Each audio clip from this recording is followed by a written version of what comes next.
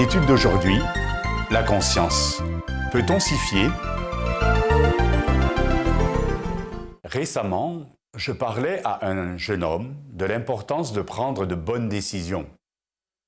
Sa réponse m'a fasciné. Il m'a dit avec assurance, « Grâce à ma conscience, je distingue toujours le bien du mal. » Dans une société où les normes morales ne cessent de changer, on lui dit souvent que la façon de sortir de ce dédale de confusion consiste à nous fier à la boussole de notre conscience individuelle. Notre conscience est-elle toujours fiable? Pouvons-nous nous y fier en toutes circonstances? Peut-elle nous diriger dans la mauvaise direction? Dans notre étude biblique de ce mois-ci, nous découvrirons la valeur d'une conscience sanctifiée et le danger de nous fier à une conscience qui n'est pas guidée par le Saint-Esprit. Premièrement,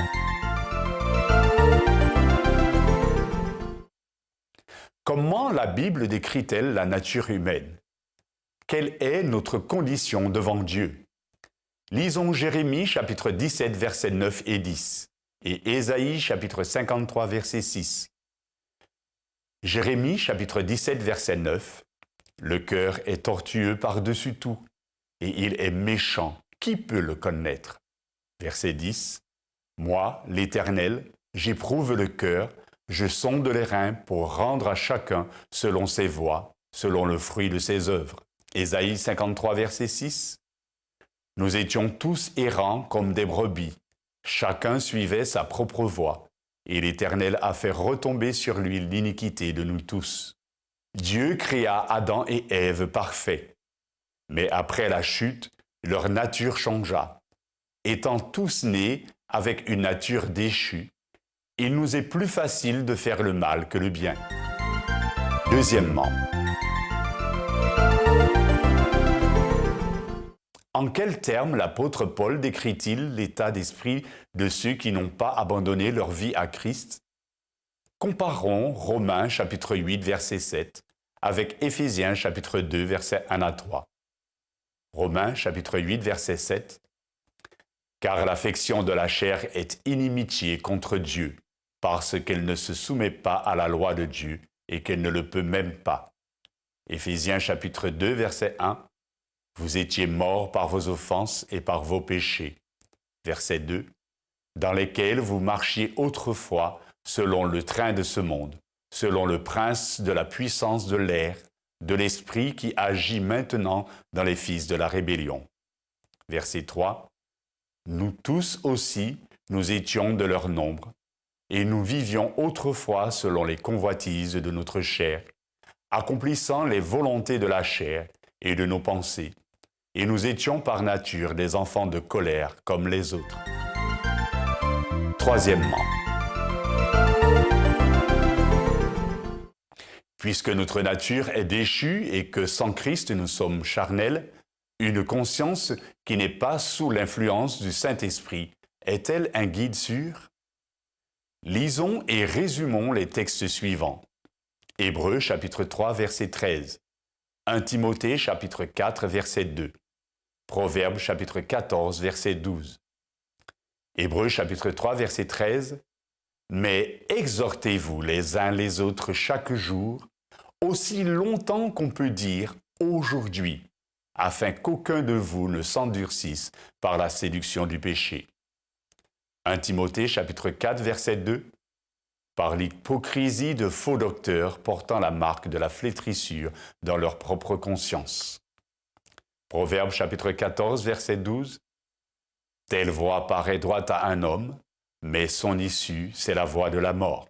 Sans l'aide du Saint-Esprit, nous sommes fortement influencés par notre propre désir, notre environnement et la pression des pairs. Quatrièmement,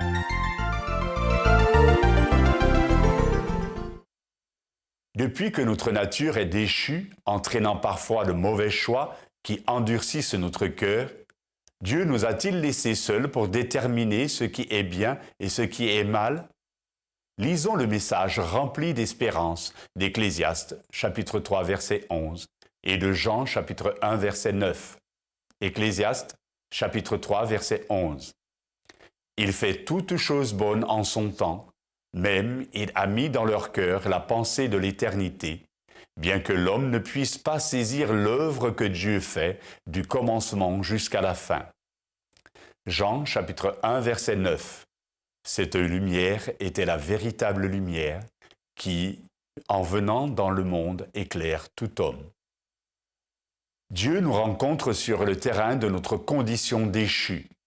Dès notre naissance, le Saint-Esprit a commencé à nous guider doucement vers la compréhension de sa vérité et de son plan pour notre vie. Si nous répondons positivement aux incitations de l'Esprit de Dieu, nous aurons une idée claire de ses directives. Cinquièmement, quel rôle le Saint-Esprit joue-t-il dans le développement de notre conscience? Lisons Jean chapitre 14, versets 16 à 18. « Et moi, je prierai le Père, et il vous donnera un autre consolateur, afin qu'il demeure éternellement avec vous. » Verset 17. « L'Esprit de vérité que le monde ne peut recevoir, parce qu'il ne le voit point et ne le connaît point. Mais vous, vous le connaissez, car il demeure avec vous, et il sera en vous. » Verset 18. « Je ne vous laisserai pas orphelins, je viendrai à vous. » Jean chapitre 16, verset 7. « Cependant, je vous dis la vérité, il vous est avantageux que je m'en aille, car si je ne m'en vais pas, le Consolateur ne viendra pas vers vous.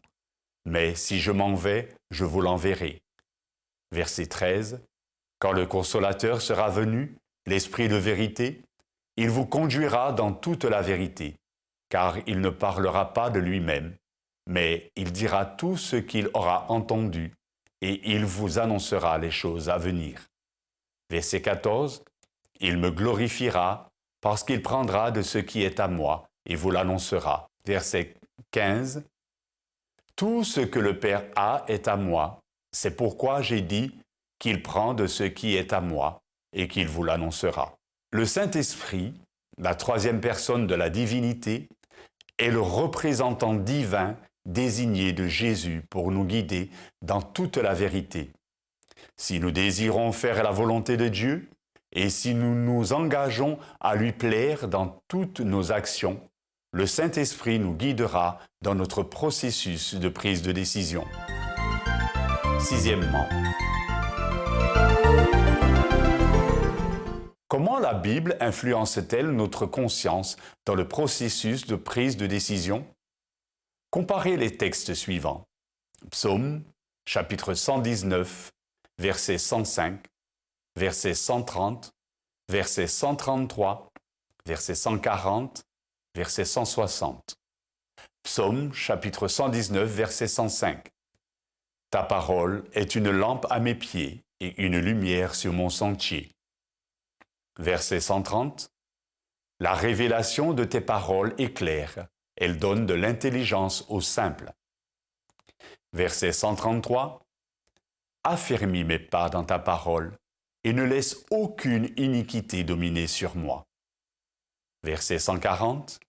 « Ta parole est entièrement éprouvée, et ton serviteur l'aime. » Verset 160. « Le fondement de ta parole est la vérité, et toutes les lois de ta justice sont éternelles. » La Bible est une lampe à nos pieds, elle est une lumière sur notre sentier. La révélation de ces paroles est claire. Nos pas sont dirigés par la parole de Dieu. Si nous ne pouvons nous fier à une conscience non éclairée, en revanche, nous pouvons nous fier aux directives du Saint-Esprit par une conscience informée, dirigée et éduquée par la parole de Dieu. Les Écritures constituent le fondement même de toute bonne décision. Toute inclination, tout désir ou toute tendance qui ne se conforment pas à la parole de Dieu ne sont pas le produit d'une conscience sanctifiée. Septièmement,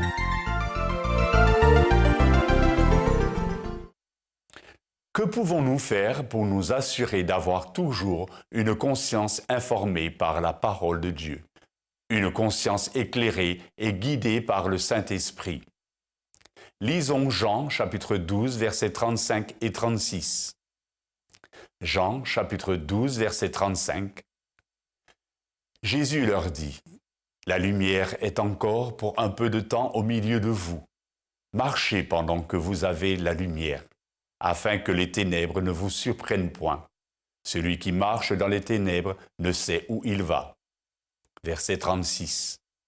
Pendant que vous avez la lumière, croyez en la lumière, afin que vous soyez des enfants de lumière. Jésus dit ces choses, puis il s'en alla et se cacha loin d'eux. Tandis que nous marchons fidèlement dans la lumière que Dieu nous donne et faisons des choix positifs en harmonie avec sa volonté, son Saint-Esprit nous incitera à prendre les bonnes décisions. Ayons une confiance absolue que Dieu ne nous décevra jamais.